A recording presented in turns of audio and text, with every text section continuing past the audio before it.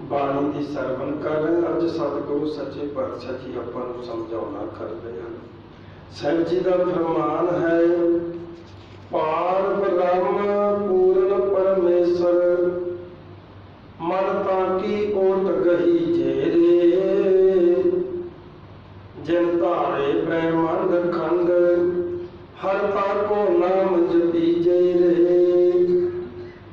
ਸਤਿਗੁਰੂ ਜੀ ਬਖਸ਼ਿਸ਼ ਕਰਦੇ, ਹੇ ਭਾਈ, ਜਿਹੜਾ ਪਾਰ ਬ੍ਰਹਮ ਪੂਰਨ ਆ, ਜਿਹੜਾ ਪਰਮੇਸ਼ਵਰ ਆ, ਰੱਬ ਜਿਹਨੂੰ ਕਹਿ ਦਿੰਦੇ ਆ, ਅੱਲਾ ਗੌਡ ਕਹਿ ਦਿੰਦੇ ਆ। ਮਹਾਰਾਜ ਕਹਿੰਦੇ, ਬੰਦਿਆ ਤੂੰ ਉਹਦੀ ਓਟ ਧਾਰ, ਉਹਦਾ ਆਸਰਾ ਤੱਕ, ਉਸ ਤੋਂ ਥੱਲੇ ਤੇ ਤੈਨੂੰ ਫਾਇਦਾ ਹੀ ਕੋਈ ਨਹੀਂ। ਰੱਬ ਜਿਹੜਾ ਨਾ ਤੇਰੇ ਤੋਂ, ਸਿਰਫ ਰੱਬ ਵੱਡਾ ਏ। ਨਾ ਕੋਈ ਪੀਰ, ਨਾ ਕੋਈ ਫਕੀਰ, ਨਾ ਕੋਈ ਦੇਵੀ, ਨਾ ਕੋਈ ਦੇਵਤਾ, ਨਾ ਕੋਈ ਪੈਗੰਬਰ, ਕੁਛ ਵੀ ਤੇਰੇ ਤੋਂ ਵੱਡਾ। ਬੰਦੇ ਸਭ ਬਰਾਬਰ ਹੈ। ਹਾਂ, ਪੈਸੇ ਵਿੱਚ ਵੱਡਾ ਹੋ ਸਕਦਾ, ਜ਼ਮੀਨ ਵਿੱਚ ਵੱਡਾ ਹੋ ਸਕਦਾ, ਅਸਮਾਨ 'ਚ ਕੋਈ ਨਹੀਂ ਵੱਡਾ ਹੋ ਸਕਦਾ। ਅਸਮਾਨ ਸਾਰਿਆਂ ਦਾ ਇੱਕੋ ਜਿਹਾ ਹੈ। ਸ਼ਮਸ਼ਾਨ 'ਚ ਕੋਈ ਵੱਡਾ ਨਹੀਂ ਹੁੰਦਾ, ਸ਼ਮਸ਼ਾਨ ਸਾਰਿਆਂ ਦਾ ਇੱਕੋ ਜਿਹਾ। ਪੌਣ ਪਾਣੀ ਵਿੱਚ ਕੋਈ ਵੱਡਾ ਨਹੀਂ, ਪੌਣ ਪਾਣੀ ਸਾਰਿਆਂ ਦਾ ਇੱਕੋ ਜਿਹਾ। ਜੇ ਦੂਸ਼ਿਤ ਹਵਾ ਹੈ ਤੇ ਇਹ ਨਹੀਂ ਹੈ ਕਿ ਗਰੀਬ ਨੂੰ ਲੱਗੇਗੀ, ਅਮੀਰ ਨੂੰ ਲੱਗਣੀ ਨਹੀਂ। ਜੇ ਸ਼ੁੱਧ ਹਵਾ ਆ ਰਹੀ ਤੇ ਇਹਦਾ ਮਤਲਬ ਇਹ ਨਹੀਂ ਉਹ ਅਮੀਰ ਵਾਸਤੇ ਬਣੀ ਹੈ, ਗਰੀਬ। ਇਹ ਤੇ ਕਰਮੀ ਆਪੋ ਆਪਣੀ ਕੇ ਨੇੜੇ ਕੇ। ਕਿਸੇ ਨੇ ਮਿਹਨਤ ਕੀਤੀ, ਤਰੱਕੀਆਂ ਕਰ ਗਿਆ, ਪੈਸਾ ਖੂਬ ਕਮਾਇਆ, ਸੁੱਖ ਸਾਧਨ ਪੈਦਾ ਕਰ ਲਏ, ਧਨ ਦੌਲਤ ਪੈਦਾ ਕਰ ਲਿਆ, ਦੌਲਤ ਸ਼ੋਹਰਤ ਕਮਾ ਲਈ, ਜਗਤ ਵਿੱਚ ਮਾਨ ਸਨਮਾਨ ਹੋ ਗਿਆ। ਪਰ ਮਹਾਰਾਜ ਸੱਚੇ ਪਾਤਸ਼ਾਹ ਕਹਿੰਦੇ, ਰੱਬ ਦੀ ਦਾਤ ਸਾਰਿਆਂ ਨੂੰ ਇੱਕੋ ਜਿਹੀ ਹੈ। ਇਹ ਨਹੀਂ ਹੈ ਵੀ ਕਿਸੇ ਗਰੀਬ ਨੂੰ 1.5 ਅੱਖ ਦਿੱਤੀ ਹੋਵੇ ਤੇ ਅਮੀਰ ਬੰਦੇ ਨੂੰ 2.5 ਅੱਖਾਂ ਦੇ ਦਿੱਤੀਆਂ, ਜਾਂ ਗਰੀਬ ਨੂੰ 4 ਉਂਗਲੀਆਂ ਹੱਥ ਦੀਆਂ ਤੇ ਅਮੀਰ ਨੂੰ 5 ਦੇ ਦਿੱਤੀਆਂ। ਰੱਬ ਨੇ ਸਭ ਨਾਲ ਇਨਸਾਫ ਕੀਤਾ, ਸਭ ਨੂੰ ਇੱਕੋ ਜਿਹਾ ਰੱਖਿਆ। ਗਰੀਬ, ਅਮੀਰ, ਹਿੰਦੂ, ਮੁਸਲਮ, ਸਿੱਖ, ਈਸਾਈ, ਸਭ ਨੂੰ ਇੱਕ ਦਿਲ ਦਿੱਤਾ ਹੈ ਜਿਹੜਾ ਖੂਨ ਦਾ ਦੌਰਾ ਕਰਦਾ ਹੈ। ਸਭ ਨੂੰ 2 ਨੇਤਰ ਦਿੱਤੇ ਨੇ ਜਿਨ੍ਹਾਂ ਨਾਲ ਵੇਖਣਾ ਹੈ, ਇੱਕ ਜ਼ੁਬਾਨ ਦਿੱਤੀ ਹੈ ਬੋਲਣ ਲਈ, 2 ਹੱਥ 2 ਪੈਰ ਦਿੱਤੇ, ਸਭ ਨੂੰ ਇੱਕੋ ਜਿਹਾ ਦਿੱਤਾ ਹੈ। ਇੱਥੋਂ ਤੱਕ ਸਰੀਰ ਦੇ ਵਿੱਚ ਜਿਹੜੀਆਂ 220 ਹੱਡੀਆਂ ਨੇ ਉਹ ਘੱਟ ਵੱਧ ਕਿਸੇ ਦੀਆਂ ਨਹੀਂ ਆ, ਸਭ ਨੂੰ ਇੱਕੋ ਜਿਹੀਆਂ ਦਿੱਤੀਆਂ ਨੇ। 9999 ਨਸਾਂ ਨੇ ਅੱਜ ਖੂਨ ਦੀਆਂ ਜਿਹੜੀਆਂ ਆਪਣੇ ਸਰੀਰ 'ਚ ਆ, ਉਹ ਸਭ ਨੂੰ ਬਰਾਬਰ ਦਿੱਤੀਆਂ ਨੇ। ਭਾਵੇਂ ਕੋਈ ਗੁਰੂ ਆ, ਭਾਵੇਂ ਕੋਈ ਪੀਰ ਆ, ਭਾਵੇਂ ਪੈਗੰਬਰ ਆ। ਹੁਣ ਇੱਕ ਇਨਸਾਨ ਟੀਚਰ ਆ ਤੇ ਇੱਕ ਇਨਸਾਨ ਵਿਦਿਆਰਥੀ ਆ। ਆਪਣੀ ਆਪਣੀ ਵਿਦਿਆ ਦਾ ਸਾਰਾ ਪਸਾਰਾ ਹੈ। ਸਤਿਗੁਰੂ ਸੱਚੇ ਪਾਤਸ਼ਾਹ ਜੀ ਇਹੀ ਗੱਲ ਸਮਝਾਉਣ ਦਾ ਯਤਨ ਕਰਦੇ, ਬੰਦਿਆ ਤੇਰੇ ਤੋਂ ਵੱਡਾ ਇੱਕੋ ਇੱਕ ਰੱਬ ਆ। ਰੱਬ ਤੋਂ ਥੱਲੇ ਤੋਂ ਕਿਸੇ ਦੀ ਪੂਜਾ ਨਹੀਂ ਕਰਨੀ। ਸਤਿਕਾਰ, ਮਾਣ, ਇੱਜ਼ਤ ਸਭ ਨੂੰ ਦੇ। ਸਾਡੇ ਘਰ ਦੇ ਬਜ਼ੁਰਗ ਹੁੰਦੇ ਨੇ, ਅਸੀਂ ਉਹਨਾਂ ਨੂੰ ਵੀ ਮੱਥੇ ਟੇਕਦੇ ਹਾਂ। ਪਿੰਡ ਦਾ ਬਜ਼ੁਰਗ ਹੁੰਦਾ, ਅਸੀਂ ਉਹਨੂੰ ਵੀ ਮੱਥਾ ਟੇਕਦੇ ਹਾਂ। ਰਿਸ਼ਤੇਦਾਰੀ 'ਚੋਂ ਕੋਈ ਵੱਡਾ ਬਜ਼ੁਰਗ ਹੁੰਦਾ, ਉਹਨੂੰ ਵੀ ਮੱਥਾ ਟੇਕਦੇ ਹਾਂ। ਇਹ ਸਾਡੀ ਸੰਸਕਾਰ ਹੈ, ਸੰਸਕ੍ਰਿਤੀ ਦੇ। ਇੱਜ਼ਤ ਸਭ ਨੂੰ ਦੇਣੀ ਹੈ। ਪਰ ਸਾਡਾ ਮਾਲਕ, ਸਾਡਾ ਪਿਤਾ, ਸਾਡਾ ਵਾਹਿਗੁਰੂ ਇੱਕੋ ਇੱਕ ਪਰਮ ਪਿਤਾ ਪਰਮਾਤਮਾ, ਜਿਹਦੀ ਅਸੀਂ ਪੂਜਾ ਕਰਨੀ, ਜਿਹਦਾ ਅਸੀਂ ਸਿਮਰਨ ਕਰਨਾ। ਮਹਾਰਾਜ ਕਹਿੰਦੇ ਨੇ, ਪਾਰ ਬ੍ਰਹਮ ਭਰਪੂਰਨ ਪਰਮੇਸ਼ਰ, ਮਨ ਤਾਂ ਕੀ ਓਟ ਗਹੀ ਜੇਰੇ। ਉਹਦੀ ਓਟ, ਉਹਦਾ ਆਸਰਾ ਤੱਕ ਜਿਹੜਾ ਸਭ ਤੋਂ ਵੱਡਾ ਹੈ, ਜਿਹੜਾ ਤੇਰੀ ਕਿਸਮਤ ਬਦਲ ਸਕਦਾ, ਜਿਹੜਾ ਤੇਰੇ ਗੁਨਾਹ ਮਾਫ ਕਰ ਸਕਦਾ, ਜਿਹਦੇ ਕੋਲ ਪੂਰਨ ਸ਼ਕਤੀ ਹੈ, ਉਸ ਰੱਬ ਦੀ ਪੂਜਾ ਕਰ, ਉਸ ਰੱਬ ਨੂੰ ਮੰਨ। ਫਿਰ ਉਸ ਰੱਬ ਨੇ ਤੇਰੇ ਤੇ ਪਾਬੰਦੀ ਕੋਈ ਨਹੀਂ ਲਾਈ। ਸਤਿਗੁਰੂ ਤੇ ਕਹਿੰਦੇ ਨੇ ਕਿ ਤੂੰ ਆਜ਼ਾਦ ਹੈ, ਆਪਣੀ ਮੁਤਾਬਕ ਜ਼ਿੰਦਗੀ ਜੀ, ਪਰ ਯਾਦ ਰੱਖੀ ਤੇਰੇ ਦੋ ਹਿੱਸੇ ਬਣਾ ਦਿੱਤੇ ਨੇ ਕਰਮਾਂ ਦੇ। ਇੱਕ ਹਿੱਸੇ ਵਿੱਚ ਤੇਰੇ ਬੁਰੇ ਕਰਮ ਕਾਊਂਟ ਹੋਣਗੇ, ਇੱਕ ਵਿੱਚ ਤੇਰੇ ਚੰਗੇ ਕਰਮ ਕਾਊਂਟ ਹੋਣਗੇ। ਬੁਰੇ ਤੇ ਚੰਗਿਆਂ ਦਾ ਤੈਨੂੰ ਹਿਸਾਬ ਦੇਣਾ ਹੈ। ਆਪੇ ਬੀਜ ਆਪੇ ਹੀ ਖਾਓ, ਮਿਲਣਾ ਤੈਨੂੰ ਤੇਰੇ ਕਰਮਾਂ ਦਾ ਹੀ ਆ। ਜਿੱਦਾਂ ਦੀ ਤੇਰੀ ਖੁਸ਼ੀ ਆ ਉਦਾਂ ਦੇ ਕਮਾ ਲਾ, ਪਰ ਇੱਕੋ ਇੱਕ ਪਰਮ ਪਿਤਾ ਪਰਮਾਤਮਾ ਵਾਹਿਗੁਰੂ ਜੀ ਦਾ ਓਟ ਆਸਰਾ ਰੱਖ। ਜਿੰਨੇ ਧਾਰਨ ਕੀਤੇ, ਜਿੰਨੇ ਪੈਦਾ ਕੀਤੇ ਨੇ ਬ੍ਰਹਿਮੰਡ ਖੰਡ, ਜਿਨੇ ਇਸ ਬ੍ਰਹਿਮੰਡ ਨੂੰ ਪੈਦਾ ਕੀਤਾ ਹੈ, ਇਹ ਬੰਦਿਆ ਉਸ ਰੱਬ ਦੀ ਪੂਜਾ ਕਰ, ਉਸ ਰੱਬ ਨੂੰ ਮੰਨ, ਉਸ ਰੱਬ ਦਾ ਧਿਆਨ ਧਰ ਜਿਹੜਾ ਆਦ ਸੱਚ ਜੁਗਾਦ ਸੱਚ ਹੈ ਵੀ ਸੱਚ, ਨਾਨਕ ਹੋਸੀ ਵੀ ਸੱਚ।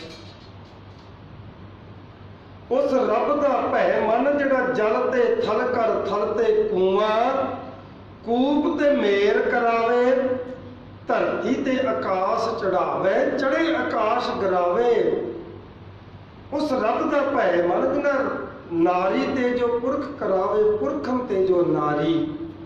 ਕਹੋ ਕਬੀਰ ਸਾਧੂ ਕੋ ਪ੍ਰੀਤਮ ਤਿਸ ਮੂਰਤ ਬਲਹਾਰੀ। ਉਸ ਰੱਬ ਦੀ ਪੂਜਾ ਕਰ। ਚਿੰਨ ਧਾਰੇ ਬ੍ਰਹਿਮੰਡ ਖੰਡ ਹਰ, ਤਾਕੋ ਨਾਮ ਜਪੀਜੇ ਰੇ।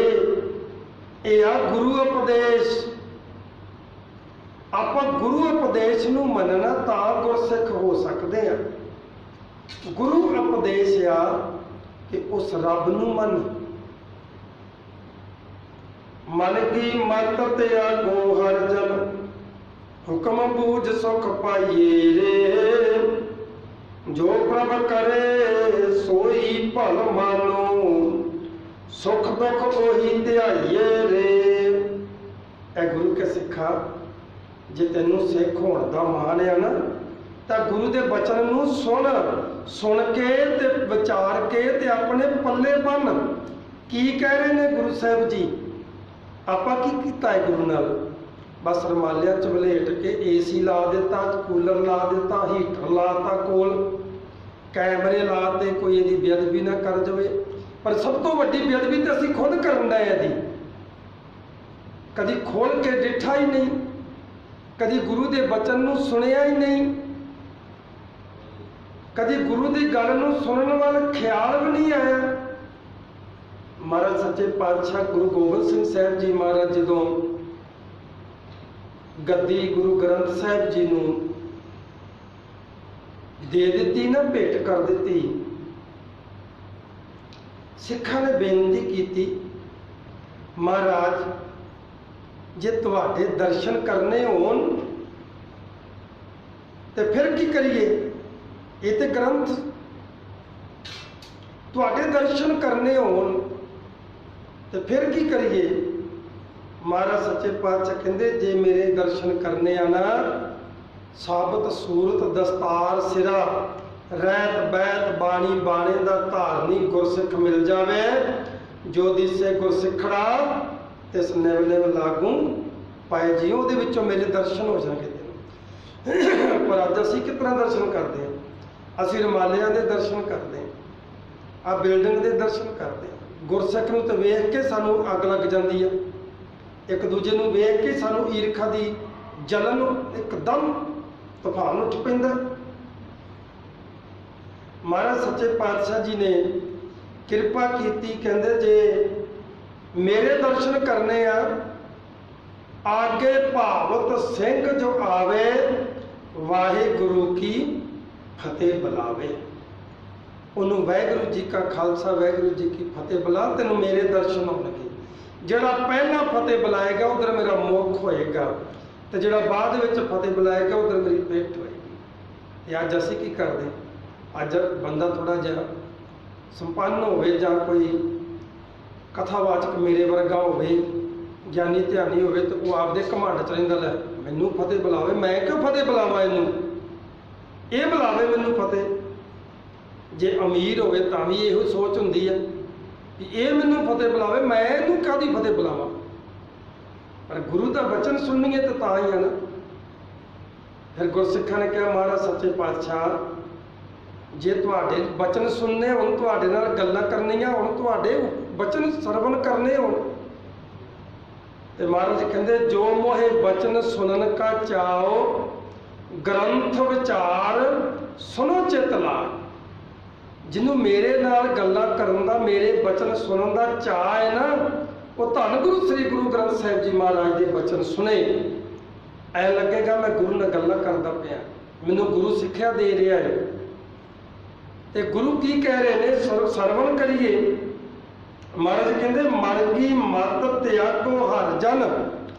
ਜੇ ਤੂੰ ਹਰੀ ਦਾ ਜਨ, ਗੁਰੂ ਕਾ ਸਿੱਖ ਹੈ, ਤੇ ਫਿਰ ਮਨ ਦੀ ਮਤ ਤਿਆਗ ਦੇ। ਗੁਰੂ ਦੇ ਉੱਤੇ ਮਨ ਦਾ ਕੋਈ, ਗੁਰਸਿੱਖ ਦੇ ਉੱਤੇ ਮਨ ਦਾ ਕੋਈ ਮਤਲਬ ਨਹੀਂ ਹੈ।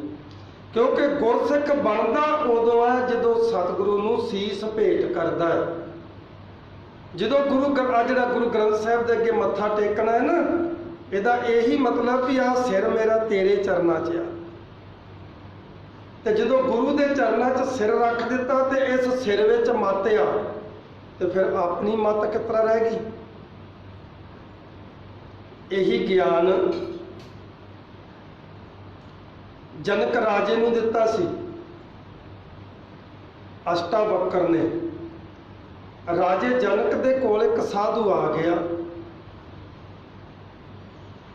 2-3 ਦਿਨ ਉਹਦੀ ਧਰਮਸ਼ਾਲਾ ਚ ਰਿਹਾ, ਸਤ ਸੰਗਤ ਕੀਤੀ, ਤੇ ਰਾਜੇ ਜਨਕ ਦੀਆਂ ਬਹੁਤ ਰੂਹਾਨੀ ਗੱਲਾਂ ਸੁਣ ਸੁਣ ਕੇ ਸਾਧੂ ਪ੍ਰਭਾਵਿਤ ਬਹੁਤ ਹੋਇਆ। ਤੇ ਅੱਜ ਖੁਸ਼ ਹੋ ਕੇ ਕਹਿਣ ਲੱਗਾ ਧੰਨ ਹੈ ਤੇਰਾ ਗੁਰੂ ਜਿਹਨੇ ਤੈਨੂੰ ਇੰਨਾ ਗਿਆਨ ਬਖਸ਼ਿਆ। ਐ ਪੁਰਸ਼ਾ, ਕੌਣ ਹੈ ਤੇਰਾ ਗੁਰੂ? ਤੇ ਜਨਕ ਕਹਿਣ ਲੱਗਾ, ਜੀ ਗੁਰੂ ਤਾਂ ਮੈਂ ਅਜੇ ਧਾਰਿਆ ਨਹੀਂ। ਕਹਿੰਦਾ, ਛੇ ਮੇਰੀ ਤੇ 12 ਸਾਲ ਦੀ ਤਪੱਸਿਆ ਹੀ ਨਸ਼ਟ ਹੋ ਗਈ। ਉਹ ਭਲਿਆ, ਮੈਂ ਤੇ 12 ਸਾਲ ਦਾ ਤਪ ਕਰਕੇ ਆਇਆ ਸਾਂ ਜੰਗਲ ਦੇ ਵਿੱਚ, ਤੇ ਨਗੁਰੇ ਦੇ ਹੱਥੋਂ ਪਾਣੀ ਪੀਤਾ, ਨਗੁਰੇ ਦੇ ਹੱਥੋਂ ਲੰਗਰ ਪਾਣੀ ਖਾਧਾ, ਨਗੁਰੇ ਦੀ ਸੰਗਤ ਕੀਤੀ, ਉਹ ਤਾਂ ਸਾਰਾ ਹੀ ਗਵਾਚ ਗਿਆ। ਮੈਂ ਮਹਾਭਗਵਤ ਗੀਤਾ ਪੜ੍ਹਦਾ ਪਿਆ ਸੀ, ਜਿਹੜੀ ਭਗਵਾਨ ਦੇ ਗੀਤ, ਉਹਦੇ ਵਿੱਚ ਇੱਕ ਸਾਖੀ ਬੜੀ ਸੋਹਣੀ ਆਈ। ਕਹਿੰਦੇ, ਜਦੋਂ ਕ੍ਰਿਸ਼ਨ ਭਗਵਾਨ ਜੀ ਨੇ ਸਮਝਿਆ ਬੜੀ ਗੁਰਮਤਿ ਦੀ ਗੱਲ ਜੇ ਇਹਦੇ 'ਚ, ਕ੍ਰਿਸ਼ਨ ਭਗਵਾਨ ਜੀ ਨੇ ਜੰਗਾਂ ਜੁੱਧਾਂ ਜਿੱਤ ਲਈਆਂ, ਦਵਾਰਕਾ ਨਗਰੀ ਵਸਾਲੀ, ਸਮੁੰਦਰ ਦੇ ਵਿਚਾਲੇ ਟਾਪੂ ਸੀ, ਹੁਣ ਡੁੱਬ ਗਿਆ ਉਹ ਟਾਪੂ। ਉਹ ਗੁਜਰਾਤ ਦੇ ਲਾਗੇ ਟਾਪੂ ਸੀ, ਗੁਜਰਾਤ ਤੋਂ ਉਹ ਅੱਗਾਂ ਜਾਈਦਾ ਸੀਗਾ ਬੇੜੀ ਦੇ ਰਾਹੀਂ। ਉਹ ਟਾਪੂ ਹੁਣ ਪਾਣੀ 'ਚ ਡੁੱਬ ਗਿਆ, ਔਰ 100 ਫੁੱਟ ਥੱਲੇ ਆ ਪਾਣੀ ਦੇ। ਨਾਸਾ ਨੇ ਉਹ ਨਗਰੀ ਖੋਜ ਲਈ, ਉਸੇ ਤਰ੍ਹਾਂ ਮਹਿਲ ਮਾੜੀਆਂ ਵਿਖਾਉਂਦੇ ਨੇ ਡਿਸਕਵਰੀ ਦੇ ਵਿੱਚ। ਅਮਨ ਸ਼ਾਂਤੀ ਦੇ ਨਾਲ ਭਗਵਾਨ ਕ੍ਰਿਸ਼ਨ ਜੀ ਰਹਿ ਰਹੇ ਨੇ। ਸਿਆਣਿਆਂ ਬਜ਼ੁਰਗਾਂ ਨੇ ਕਿਹਾ, ਕਨ੍ਹਈਆ,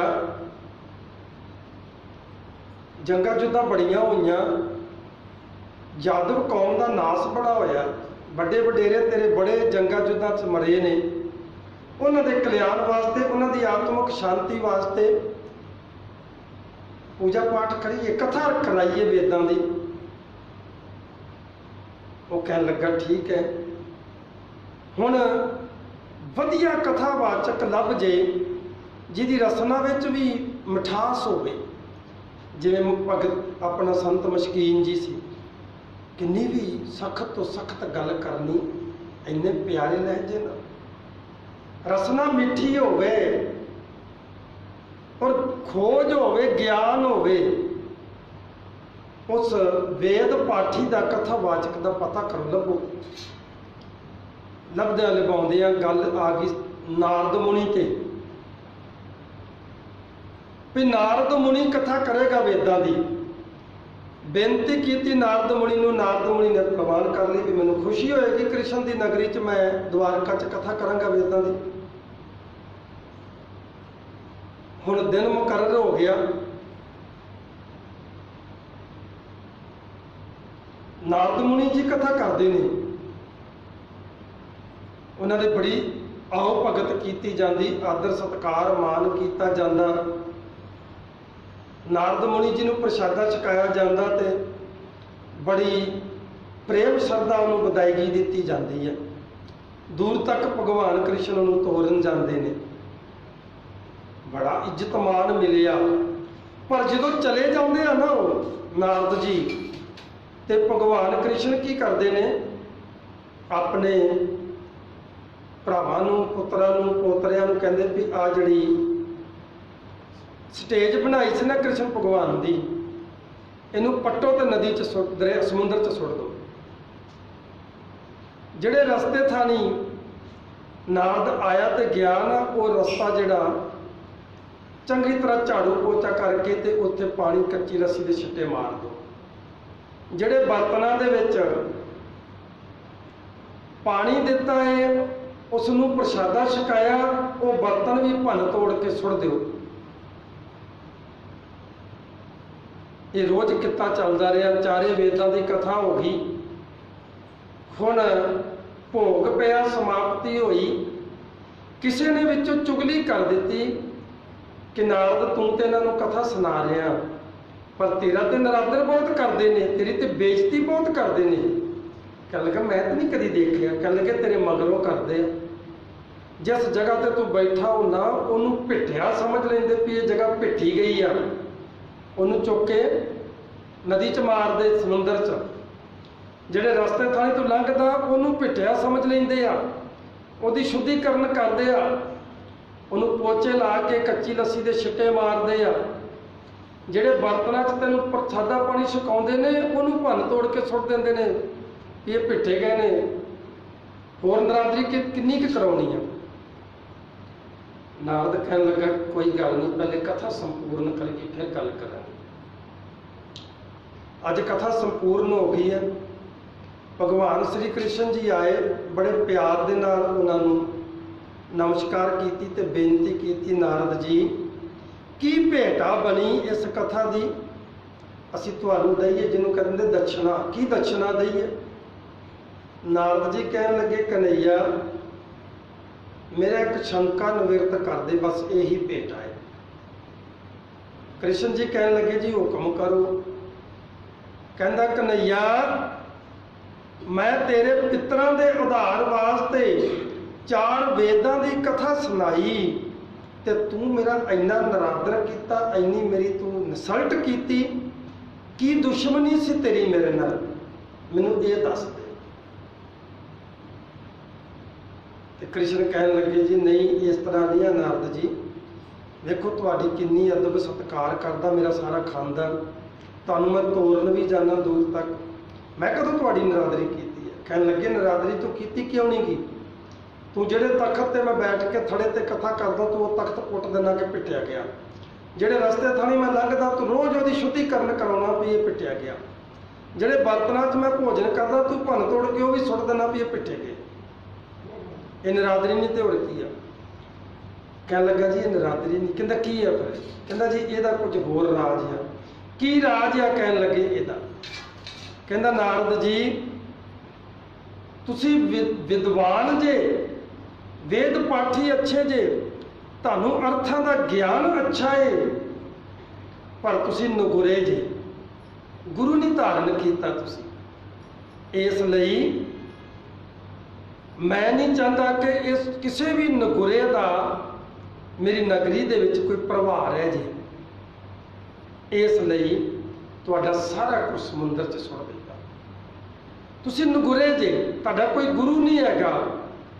ਨਾਰਦ ਜੀ ਨੂੰ ਬੜਾ ਪਛਤਾਵਾ ਲੱਗਾ ਵੀ ਵਾਕਿਆ ਹੀ ਮੇਰਾ ਤੇ ਗੁਰੂ ਕੋਈ ਨਹੀਂ, ਤੇ ਨਗੁਰੇ ਦਾ ਤੇ ਨਾ ਹੀ ਬੁਰਾ। ਮੈਂ ਨਹੀਂ ਕਹਿ ਰਿਹਾ, ਗੁਰੂ ਗ੍ਰੰਥ ਸਾਹਿਬ ਜੀ ਕਹਿੰਦੇ ਨਗੁਰੇ ਕਾ ਹੈ ਨਾ ਬੁਰਾ। ਤੇ ਇਹ ਗੁਰੂ ਕੇ ਸਿੱਖਾਂ, ਜੇ ਤੂੰ ਗੁਰੂ ਗ੍ਰੰਥ ਸਾਹਿਬ ਦਾ ਸਿੱਖ, ਜੇ ਤੇਰਾ ਗੁਰੂ ਗ੍ਰੰਥ ਸਾਹਿਬ ਆ, ਤੇ ਫਿਰ ਗੁਰੂ ਗ੍ਰੰਥ ਸਾਹਿਬ ਜੀ ਦਾ ਬਚਨ ਮੰਨ, ਆਪਣੀ ਮਨ ਗੁਰੂ ਦੇ ਚਰਨਾਂ 'ਚ ਅਰਪਣ ਕਰ, ਭੇਟ ਕਰ। ਹੁਣ ਨਾਰਦ ਜੀ ਨੇ ਪੈਰ ਫੜ ਲਏ ਕ੍ਰਿਸ਼ਨ ਦੇ, ਕਹਿਣ ਲੱਗਾ ਤੇਰੀ ਤੇ ਦਵਾਰਕਾ 'ਚ ਕਥਾ ਕਰਨ ਦਾ ਮੈਨੂੰ ਫਲ ਹੀ ਬੜਾ ਮਿਲਿਆ, ਤੂੰ ਕਿਰਪਾ ਕਰ, ਮੈਨੂੰ ਗਿਆਨ ਬਖਸ਼ਿਆ ਹੀ ਕਿ ਮੈਂ ਨਗੁਰਾ ਏ, ਤੂੰ ਮੇਰਾ ਗੁਰੂ ਬਣ ਜਾ। ਕਹਿਣ ਲੱਗੇ ਨਹੀਂ, ਤੇਰਾ ਗੁਰੂ ਅਸੀਂ ਨਹੀਂ ਬਣ ਸਕਦੇ, ਸਾਡੀ 'ਚ ਔਕਾਤ ਨਹੀਂ ਇੰਨੀ। ਕਹਿੰਦਾ ਫਿਰ ਮੈਨੂੰ ਕੋਈ ਰਸਤਾ ਦੱਸ, ਮੈਂ ਗੁਰੂ ਕਿਹਨੂੰ ਧਾਰਨ ਕਰਾਂ। ਨਾਰਦ ਜੀ ਨੇ ਜਦੋਂ ਪੁੱਛਿਆ ਤਾਂ ਕ੍ਰਿਸ਼ਨ ਭਗਵਾਨ ਕਹਿੰਦੇ ਇਸ ਤਰ੍ਹਾਂ ਕਰੀ, ਅੰਮ੍ਰਿਤ ਵੇਲੇ ਦਿਨ ਦਾ ਚੜਾ, ਜਦੋਂ ਦਿਨ ਦਾ ਪੱਖ ਲੱਗ ਜੇ, ਭਾਵ 12 ਵਜੇ ਤੋਂ ਬਾਅਦ ਚਰਸਤੇ ਵਿੱਚ ਜਾ ਕੇ ਖਲੋ ਜੀ, ਤੇ ਜਿਹੜਾ ਵੀ ਕੋਈ ਤੈਨੂੰ ਚਰਸਤੇ 'ਚ ਮਿਲ ਜੇ ਉਹਨੂੰ ਗੁਰੂ ਧਾਰ ਲਈ। ਸਭ ਤੋਂ ਪਹਿਲਾਂ ਰਾਤ ਦੇ 12 ਵਜੇ ਤੋਂ ਬਾਅਦ ਬ੍ਰਹਮ ਮੁਹੂਰਤ, ਉਹਨੂੰ ਬ੍ਰਹਮ ਮੁਹੂਰਤ ਕਹਿੰਦੇ ਨੇ ਸਨਾਤਨ ਧਰਮ ਵਿੱਚ, ਉਹਨੂੰ ਗੁਰੂ ਧਾਰ ਲਈ, ਜਿਹੜਾ ਬ੍ਰਹਮ ਮੁਹੂਰਤ ਵਿੱਚ ਤੈਨੂੰ ਮਿਲ ਗਿਆ, ਚਲਿਆ ਗਿਆ।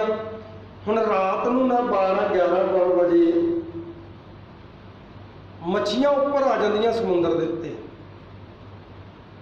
ਦਿਨੇ ਥੱਲੇ ਰਹਿੰਦੀਆਂ, ਕਿਉਂਕਿ ਜਾਨਵਰ ਵੀ ਖਾਂਦੇ ਨੇ ਤੇ ਸ਼ਿਕਾਰੀ ਵੀ ਮਾਰਦੇ ਨੇ, ਜਿਹੜੇ ਮੱਛੀਆਂ ਫੜਦੇ ਮਛੇਰੇ ਵੀ। ਇਸ ਲਈ ਮੱਛੀਆਂ ਦਿਨੇ ਥੱਲੇ ਚਲੇ ਜਾਂਦੀਆਂ ਤੈਅ 'ਚ, ਰਾਤ ਨੂੰ ਟਿਕੀ ਰਾਤ ਵਿੱਚ ਉਹ ਉੱਪਰ ਆ ਕੇ ਖੇਡਦੀਆਂ, ਮਸਤੀ ਕਰਦੀਆਂ। ਤੇ ਮਛੇਰੇ ਲੋਕ ਜਾਲ ਲੈ ਕੇ ਜਾਂਦੇ ਨੇ ਤੇ ਸੁੱਟ ਕੇ ਜਾਲ ਤੇ ਫੜਦੇ ਨੇ, ਬਹੁਤ ਜ਼ਿਆਦੀਆਂ ਫੜ ਲਿਆਉਂਦੇ। ਉਹ ਮਛੇਰਾ ਇੱਕ ਮੋਢੇ ਤੇ ਜਾਲ ਰੱਖਿਆ ਤੇ ਆਪਦੀ ਕਿਸ਼ਤੀ ਵੱਲ ਨੂੰ ਜਾ ਰਿਹਾ, ਸਮੁੰਦਰ ਵੱਲ ਨੂੰ। ਉਹਦੇ ਪੈਰ ਫੜ ਲਏ, ਕਹਿਣ ਲੱਗਾ ਵੀ ਕਿਰਪਾ ਕਰ, ਤੂੰ ਮੇਰਾ ਗੁਰੂ ਬਣ ਜਾ। ਕਹਿੰਦਾ ਭਰਾਵਾ ਗੱਲ ਸੁਣ ਲੈ ਮੇਰੀ, ਮੈਂ ਆ ਮਛੇਰਾ, ਤੈਨੂੰ ਮੱਛੀਆਂ ਫੜਨੀਆਂ ਸਿਖਾ ਸਕਦਾ। ਕਹਿੰਦਾ ਰੂਹਾਨੀ ਗੁਰੂ। ਕਹਿੰਦਾ ਮੈਨੂੰ ਨਹੀਂ ਪਤਾ ਰੂਹਾਨੀ ਗੁਰੂ ਕੀ ਹੁੰਦਾ। ਹੁਣ ਜਦੋਂ ਜਿੱਦ ਕਰਦਾ ਪਿਆ ਕਿ ਮੈਂ ਤੈਨੂੰ ਜਾਣ ਨਹੀਂ ਦੇਣਾ, ਜਿੰਨਾ ਚਿਰ ਗੁਰੂ ਦਰਸ਼ਨਾ ਮੈਨੂੰ ਦੀਕਸ਼ਾ ਨਹੀਂ ਦਿੰਦਾ, ਉਹ ਕਹਿਣ ਲੱਗਾ ਵੀ ਮੈਂ ਤੈਨੂੰ ਦੀਕਸ਼ਾ ਕੀ ਦੇਵਾਂ। ਕਹਿੰਦਾ ਕੋਈ ਵੀ ਦੇ ਦੇ। ਉਹਨੇ ਵੇਖਿਆ ਮੇਰਾ ਟਾਈਮ ਲੇਟ ਹੋਣ ਡਿਆ, ਜੇ ਦਿਨ ਚੜ ਗਿਆ ਮੱਛੀਆਂ ਨਹੀਂ ਕਾਬੂ ਆਉਣੀਆਂ, ਇਹ ਟਾਈਮ ਖਰਾਬ ਕਰਨ ਡਿਆ। ਉਹਨੂੰ ਕੋਈ ਵੀ ਉਹਨੇ ਸ਼ਬਦ ਦੇ ਦਿੱਤਾ, ਕਹਿੰਦਾ ਆ ਜਪੀ ਜਾ। ਤੇ ਬੜਾ ਖੁਸ਼ ਹੋਇਆ ਨਾਰਦ ਵੀ ਅੱਜ ਤਾਂ ਮੈਂ ਗੁਰੂ ਵਾਲਾ ਬਣ ਗਿਆ, ਅੱਜ ਕ੍ਰਿਸ਼ਨ ਭਗਵਾਨ ਨੂੰ ਜਾ ਕੇ ਵਧਾਈ ਦੇਵਾਂ ਵੀ ਤੇਰੀ ਕਿਰਪਾ ਨਾਲ ਬਣਿਆ। ਜਾ ਕੇ ਵਧਾਈ ਦਿੱਤੀ, ਕਹਿਣ ਲੱਗਾ ਕ੍ਰਿਸ਼ਨ ਜੀ ਤੁਹਾਡੇ ਗਿਆਨ ਦਾ ਸਦਕਾ ਅੱਜ ਮੈਂ ਗੁਰੂ ਵਾਲਾ ਬਣ ਗਿਆ। ਕ੍ਰਿਸ਼ਨ ਭਗਵਾਨ ਖੁਸ਼ ਹੋਏ, ਵਧਾਈ ਦਿੱਤੀ, ਕਹਿਣ ਲੱਗੇ ਬਹੁਤ ਖੁਸ਼ੀ ਹੋਈ ਹੈ। ਕੀ ਨਾਂ ਹੈ ਤੇਰੇ ਗੁਰੂ ਦਾ? ਜਦੋਂ ਗੁਰੂ ਦਾ ਨਾਂ ਪੁੱਛਿਆ ਨਾ ਤਾਂ ਨੱਕ ਚੜਾ ਕੇ ਤੇ ਨਫ਼ਰਤ ਕੀਤੀ। ਕਹਿਣ ਲੱਗਾ ਕੀ ਦੱਸਾਂ, ਮੈਂ ਤੁਹਾਡਾ ਬਚਨ ਮੰਨ ਕੇ ਗੁਰੂ ਤੇ ਧਾਰਨ ਕਰ ਆਇਆ, ਪਰ ਮੇਰਾ ਤੇ ਗੁਰੂ ਬੜਾ ਨੀਚ ਆ। ਕਹਿਣ ਲੱਗਾ ਕਿਉਂ? ਕਹਿੰਦਾ ਵੀ ਉਹ ਤੇ ਮਛੇਰਾ ਏ, ਮੁਸ਼ਕ ਆਉਂਦਾ ਉਹਦੇ ਕੋਲ ਮੱਛੀਆਂ ਦਾ, ਬੜਾ ਨੀਚ ਆ। ਕ੍ਰਿਸ਼ਨ ਭਗਵਾਨ ਕਹਿਣ ਲੱਗੇ, ਕਹਿੰਦੇ ਨਾਰਦ ਗੁਰੂ ਦੀ ਨਿੰਦਾ ਤੂੰ 84 ਭੋਗੇਂਗਾ। ਕ੍ਰਿਸ਼ਨ ਦੇ ਪੈਰ ਫੜ ਲਏ, ਕਹਿੰਦਾ ਕਿਹੜੇ ਵਕਤ ਚ ਪਾਤ ਆਈ, ਚੰਗਾ ਮਸਤੀ ਦੇ ਵਿੱਚ ਰਹਿੰਦੇ ਸਾਬਦੀ ਚ, ਪਹਿਲਾਂ ਤੂੰ ਮੈਨੂੰ ਮੁਸੀਬਤ ਚ ਪਾਇਆ ਵੀ ਗੁਰੂ ਧਾਰਨ ਕਰ, ਤੂੰ ਨਗੁਰਾ ਏ। ਹੁਣ ਮੈਂ ਗੁਰੂ ਧਾਰਨ ਕਰ ਲਿਆ ਤੇ ਤੂੰ ਮੈਨੂੰ ਐਸੇ ਫੰਦੀ ਚ ਫਸਾ ਦਿੱਤਾ ਹੈ ਵੀ ਮੈਂ 84 ਭੋਗੂੰਗਾ। ਗੁਰੂ ਦੀ ਨਿੰਦਿਆ ਕੀਤੀ। ਕਹਿਣ ਲੱਗਾ ਵੀ ਤੂੰ ਗਿਆਨੀ ਹੈ, ਦੱਸ ਗਲਤ ਕੀ ਇਹਦੇ ਚ? ਨਹੀਂ ਕੀਤੀ ਨਿੰਦਿਆ ਗੁਰੂ ਦੀ? ਕਹਿਣ ਲੱਗਾ ਵੀ ਨਿੰਦਿਆ ਤੇ ਮੇਰੇ ਕੋਲ ਹੋ ਗਈ, ਫਿਰ 84 ਭੋਗੇਗਾ। ਕਹਿੰਦਾ ਹੁਣ ਮੈਨੂੰ ਬਚਾ 84 ਤੋਂ। ਕਹਿਣ ਲੱਗਾ ਗੁਰੂ ਬਚਾ ਸਕਦਾ, ਉਸ ਗੁਰੂ ਦੇ ਪੈਰ ਫੜ ਲੈ ਜਾ ਕੇ। ਅਗਲੇ ਦਿਨ ਫੇਰ ਚਲਾ ਗਿਆ ਉੱਥੇ ਹੀ। ਉਹ ਜਦੋਂ ਆਇਆ ਤੇ ਉਹਦੇ ਪੈਰ ਫੜ ਲਿਆ ਤੇ ਗੁਰੂ ਉਹ ਕਹਿਣ ਲੱਗਾ, ਕਹਿੰਦਾ ਉਹ ਭਰਾਵਾ ਮੇਰੇ ਪਿੱਛੇ ਹੱਥ ਧੋ ਕੇ ਪੈ ਗਿਆ ਤੂੰ, ਮੈਂ ਕੀ ਵਿਗਾੜਿਆ ਤੇਰਾ, ਛੱਡ ਮੇਰਾ ਖਹਿੜਾ। ਕਹਿਣ ਲੱਗਾ ਨਹੀਂ। ਕਹਿੰਦਾ ਹੁਣ ਅੱਜ ਕੀ ਹੋ ਗਿਆ, ਤੈਨੂੰ ਸ਼ਬਦ ਦਿੱਤਾ ਸੀ ਆਪਦਾ ਜਪ ਜਾ ਕੇ। ਕਹਿੰਦਾ ਇੱਕ ਮੁਸੀਬਤ ਖੜੀ ਹੋ ਗਈ। ਕਹਿਣ ਲੱਗਾ ਕੀ ਮੁਸੀਬਤ ਹੈ?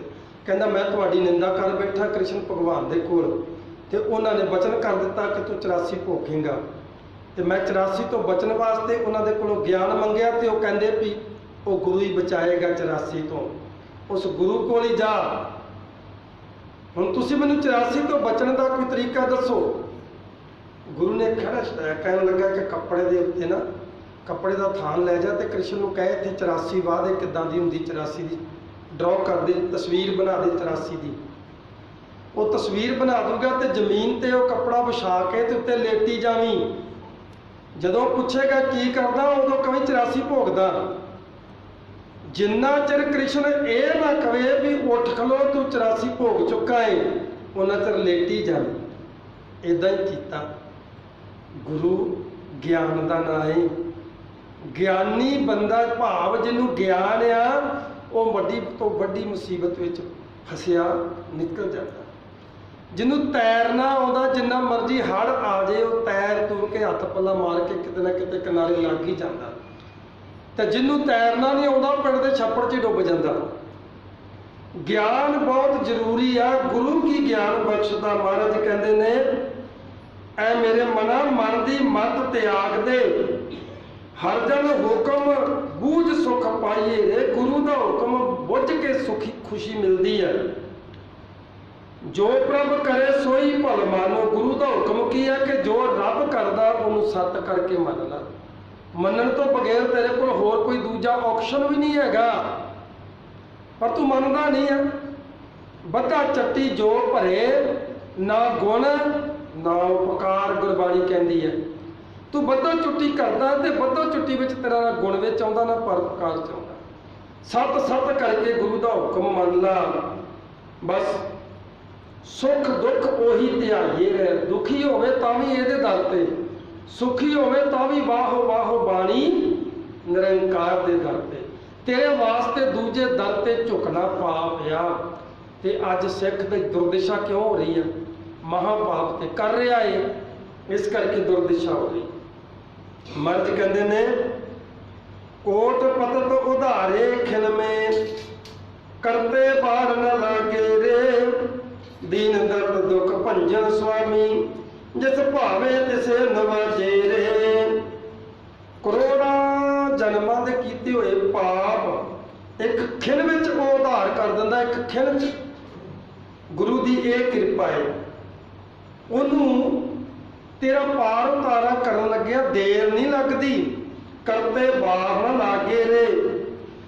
ਦੀਨ ਦਰਦ ਦੁੱਖ ਭੰਜਨ ਸੁਆਮੀ, ਜਿਸ ਭਾਵੇ ਤਿਸੇ ਨਵਾਜੇ ਰੇ।